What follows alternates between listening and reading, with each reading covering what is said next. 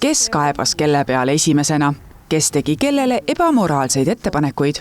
Nende küsimuste üle vaieldakse praegu Narva linnavalitsuses. Asi hakkas sellest pihta, et kuna meil on praegu 16 kohta ja on selge see, et tegelikult on võim pöördunud.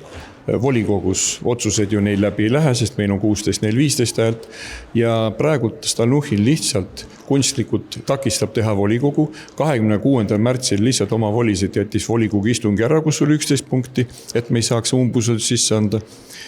Me olime andnud erakorralise sisse 30 päevaga, mis saab täis nüüd 18 ja ta eile tegi eesseisuse ja kutsus kokku 23.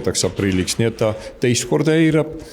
Meil ei ole muud teha, kui hõlgu kehitada, sellepärast, et volikogu esimel tõesti on see võim, et tema otsustab, millal ta volikogu kokku kutsub. Kogu jama olevat alguse saanud Stalnuhhini palgast. Nimelt valiti mees Narva linnavolikogu esimeheks ning seaduse järgi võib see ametikoht olla tasustatav. Aga otsuse teeb volikogu ise. Kas Stalnuhhinile makstakse palka või mitte, see küsimus oli päevakorras mitu korda, kuid positiivset otsust see ei saanud. Sündmus, mille pärast mees aga politseisse pöördus, toimus veidi pärast hääletusi, kui 25. märtsil Stalnuhhini kabinetis olevat kohtumine toimunud Jaan Tootsi ja hiljem Aleksei Jevgrafoviga. Küsimus oli praegu selles, et nad pakkusid mul läbi viia 2 järjestikku istungit selleks, et härra Toots veel enne seda, kui ta kuskile puhkama sõidab, saaks valitud linnapeaks. Ja selle eest mulle lubatakse välja maksta see raha, mida ma olen ausalt välja teinud. Ja kui see ei ole korruptsioon, siis ma tahaks aru saada, mis see siis on. Lühidalt on vastupidi, et Stalnuhhin on mitu korda pakkunud meile välja igasugu variante, kuidas omale töötasu saada. Ja meie ei ole lõplikult nendega midagi vastanud, sest teatavasti saadikud ise otsustavad ja fraktsioonis neid asju arutatakse. Lihtsalt mina ütlen, seda öeldakse, et laest võetud paber tehti kaitsepolitseile teatis. Seda juttu juba ajatakse päris pikalt ja Mihhail Stalnuhhin omalt poolt tegi juba mitu korda ettepanekuid sellest, et andke mulle palka ja olgi nii head. Ütleme niimoodi, mina töötan volikogus ja miks te venitate ja miks te kiusate mind.